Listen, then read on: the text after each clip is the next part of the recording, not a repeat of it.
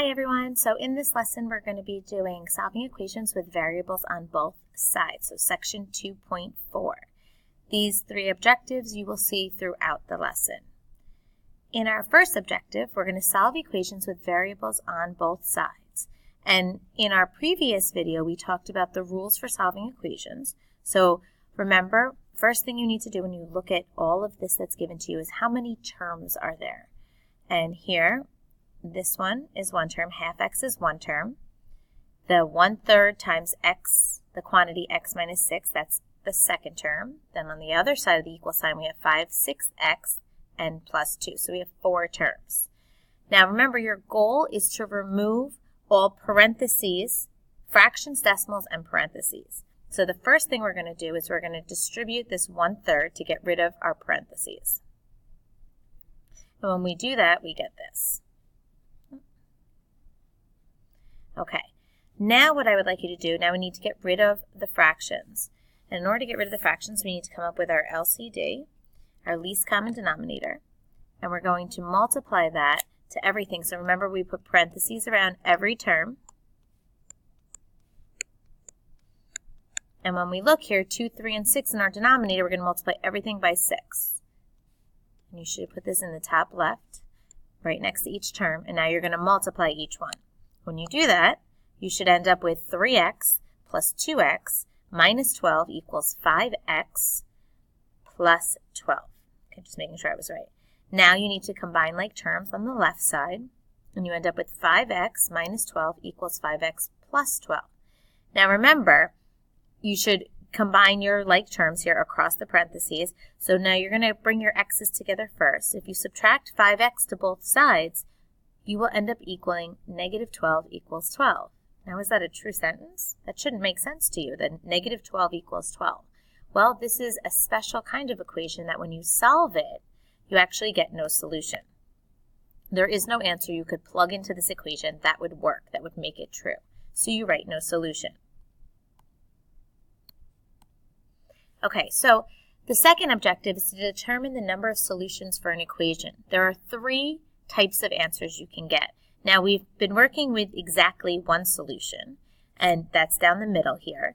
And exactly one solution, we write it in a number set. It looks like that. So we got an answer of 5, we put it in our solution set. No solution we just talked about. In no solution, you should write a 0 with a slash. It should not be in a number set. That stands for no solution.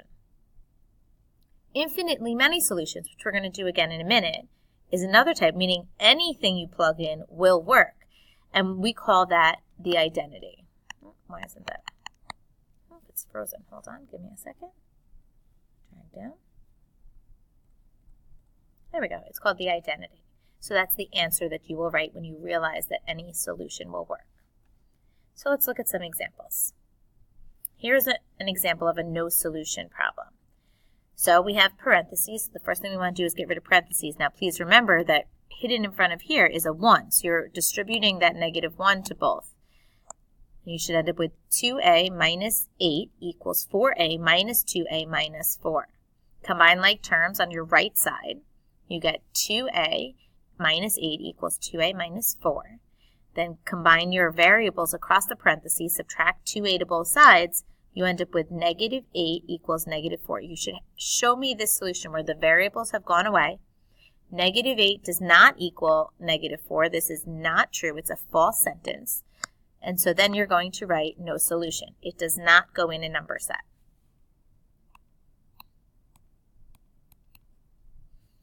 Okay, so here's an example of an infinitely many solutions problem. Again, we see parentheses. So the first thing you want to do is you want to distribute that negative 3. You will get 6a plus 3 equals negative 6x plus 3, because the negative 3 times negative 1 is positive 3. Combine your variables. You add 6x to both sides. You get 3 equals 3. That's a true statement. 3 does equal 3.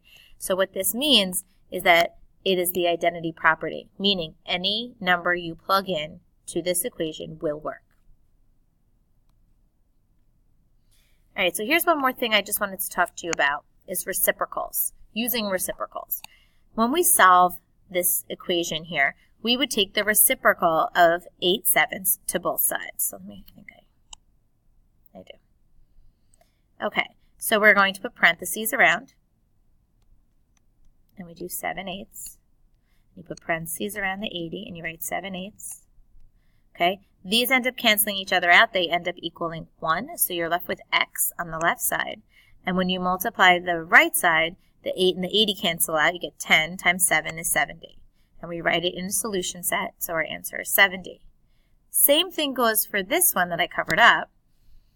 Realize that this 8/7 is being multiplied times this whole thing. So instead of distributing, we're going to multiply this whole thing by its reciprocal, 7/8. So I'm going to go like this and multiply by 7/8. Same thing on the other side. Notice how I moved my answer over. These will equal 1. I'll be left with x minus 4 on my left side. When you multiply these, they'll cancel out and you'll get x. It equals 133.